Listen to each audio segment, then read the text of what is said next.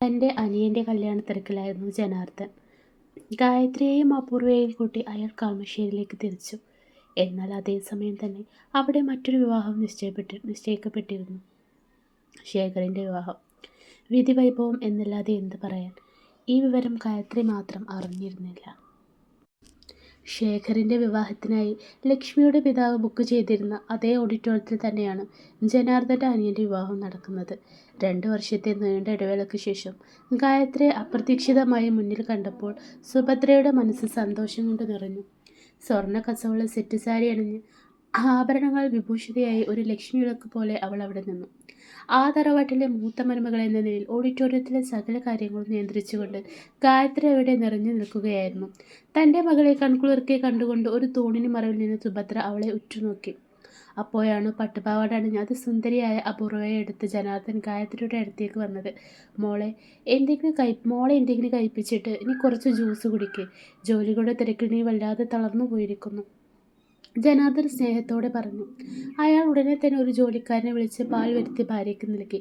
അവിടെ നിന്ന് പോകുന്നതിനിടെ സുഭദ്രയെ കണ്ട ജനാർദ്ദൻ പുഞ്ചിരിച്ചുകൊണ്ട് അടുത്ത് ചെന്നു. വരൂ അമ്മേ, സ്വന്തം മകളെ കാണാൻ നിങ്ങൾക്ക് എന്തിനാണ് ഇത്ര പേടി?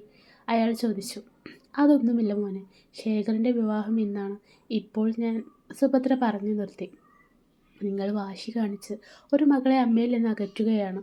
അന്ന് നിങ്ങൾ ഇല്ലാതാക്കാൻ ശ്രമിച്ച ആ കുഞ്ഞു ജീവൻ ഇന്ന് ഞങ്ങളുടെ വീട്ടിലെ ഐശ്വര്യമാണ്. അപൂർവയുടെ കവിളിൽ തലോടിക്കൊണ്ട് ജനാർദ്ദൻ പറഞ്ഞു.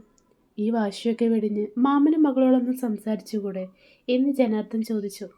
ആരടാ നിന്റെ മാമൻ? ഞങ്ങളുടെ കുടുംബത്തിന് ചേരാത്തവൻ്റെ കൂടെ ഇറങ്ങിപ്പോയ അന്നേ അവൾ ഞങ്ങൾക്ക് മരിച്ചതിന് തുല്യമാണ്. നിങ്ങൾ ഇവിടെ നിന്ന് ഇറങ്ങിപ്പോകൂ, ശേഖർ ദേഷ്യത്തോടെ ആക്രോശിച്ചു. ആ ശബ്ദം കേട്ട് കുഞ്ഞ് അപൂർവ ഭയന്നുപോയി. സുഭദ്ര ഓടി വന്ന് ആ കുഞ്ഞിനെ എടുത്ത് ഉമ്മ വെച്ചു. നിന്നോടൊപ്പം കളിക്കാനുള്ള ഭാഗ്യം എനിക്കില്ലല്ലോ മോളെ എന്ന് സുഭദ്ര വിതുമ്പിക്കൊണ്ട് പറഞ്ഞു. അമ്മയുടെ കണ്ണുനീർ കണ്ട ഗായത്രിയുടെ മനസ്സ് വേദനിച്ചു. അമ്മേ, ഞാൻ സന്തോഷമായാണ് കഴിയുന്നത്. നിങ്ങൾക്ക് എപ്പോഴെങ്കിലും വരണമെന്ന് തോന്നിയാൽ വരാം. എൻ്റെ വീടിൻ്റെ വാതിലുകൾ നിങ്ങൾക്കായി എപ്പോഴും തുറന്നു തന്നെ കിടക്കും എന്ന് പറഞ്ഞ് അവൾ കുഞ്ഞിനെയും കൂട്ടി പുറത്തേക്ക് നടന്നു. വാതിൽ കൊട്ടിയടച്ചുകൊണ്ട് ശേഖർ പിന്നിൽ നിന്ന് വിളിച്ചു പറഞ്ഞു. ഇനി ഒരിക്കലും ഈ പടി ചവിട്ടിപ്പോകരുത്. അത്രയേ ഉള്ളൂ ദേവ. ഇതാണ് ഞങ്ങളുടെ പഴയ കഥ. നീ IIT കോളേജിൽ പഠിക്കുന്ന സമയത്താണ് നിൻ്റെ ഇളയച്ചന് തളർവാദം വരുന്നത്. ബിസിനസ് കാര്യങ്ങൾക്കായി ഞങ്ങൾ ഡൽഹിയിൽ നിന്ന് ഇവിടേക്ക് മാറുകയായിരുന്നു. അവിടെ വെച്ചാണ് കാവ്യയെ പരിചയപ്പെടുന്നത്. സംഗീതം അറിയാമായിരുന്ന നിൻ്റെ അമ്മയെയും കാവ്യയെയും ആ കല തന്നെയാണ് അടുപ്പിച്ചത്. കാവ്യയുമായുള്ള സൗഹൃദം ഗായത്രിയെ സന്തോഷവതിയാക്കുന്നത് കണ്ടപ്പോൾ ഞാൻ ആ സൗഹൃദത്തെ പ്രോത്സാഹിപ്പിച്ചു. ഒരിക്കൽ കാവ്യയുടെ ജന്മദിനമാണെന്നറിഞ്ഞ് അവൾക്ക് ഒരു സമ്മാനം നൽകാനായി ഗായത്രി അവളുടെ വിലാസം തിരഞ്ഞുപിടിച്ച് അങ്ങോട്ട് പോയി. എന്നാൽ അവിടെ വെച്ച് അപ്രതീക്ഷിതമായി ശേഖറിനെ കണ്ടപ്പോൾ ഗായത്രി ആകെ സ്തംഭിച്ചുപോയി. തൻ്റെ കൂടപ്പിറപ്പിനെ കണ്ട സന്തോഷം അവൾ ആസ്വദിക്കുന്നതിന് മുമ്പ് തന്നെ ശേഖർ അവൾക്ക് നേരെ ശകാരവർഷം ചൊരിഞ്ഞു. എൻ്റെ മകളെ നിൻ്റെ വീട്ടിലെ മരുമകളാക്കാൻ വേണ്ടി വല വീശുകയാണോ നീ എന്ന് ചോദിച്ചുകൊണ്ട് ശേഖർ ഭ്രാന്തമായി സംസാരിച്ചു. നിൻ്റെ അമ്മ കരഞ്ഞുകൊണ്ടാണ് അവിടെ നിന്നും ഇറങ്ങി വന്നത്. ഉടനെ എന്നെ ഫോൺ വിളിച്ച് അവൾ പൊട്ടിക്കരഞ്ഞു. എല്ലാ സന്തോഷങ്ങളും ഞാൻ അവൾക്ക് നൽകി. പക്ഷേ അവൾ ജനിച്ച വീട് മാത്രം അവൾക്ക് അന്യമാക്കി മാറ്റി. ആ ശേഖറിൻ്റെ വാശി നിൻ്റെ അമ്മയുടെ മനസ്സിനെ ഒരുപാട് വേദനിപ്പിച്ചു. അവളൊന്ന് എഴുന്നേറ്റ് നടക്കുന്നത് കണ്ടാൽ മതിയായിരുന്നു ദൈവമേ. എൻ്റെ ഗായത്രിയെ ആ കിടക്കയിൽ അങ്ങനെ നോക്കി നിൽക്കാൻ എനിക്ക് വയ്യ. ഒരു കൊച്ചു കുട്ടിയെപ്പോലെ പൊട്ടിക്കരയുന്ന അച്ഛനെ ചേർത്ത് പിടിച്ചുകൊണ്ട് മകൻ പറഞ്ഞു. അമ്മ ഉടനെ എഴുന്നേൽക്കും അച്ഛാ, നിങ്ങൾ ധൈര്യമായിരിക്കൂ. അച്ഛനെ ആശ്വസിപ്പിക്കുമ്പോഴും അവൻ്റെ ഉള്ളിൽ പക കനലായി എരിയുന്നുണ്ടായിരുന്നു. ആര് കാരണമാണോ അമ്മയ്ക്ക് ഈ അവസ്ഥ വന്നത്, അവർ തന്നെ അമ്മയെ സുഖപ്പെടുത്തും. അതുവരെ നിങ്ങൾ വിഷമിക്കണ്ട എന്നവൻ മനസ്സിനോട് ഉറപ്പിച്ച് പറഞ്ഞു.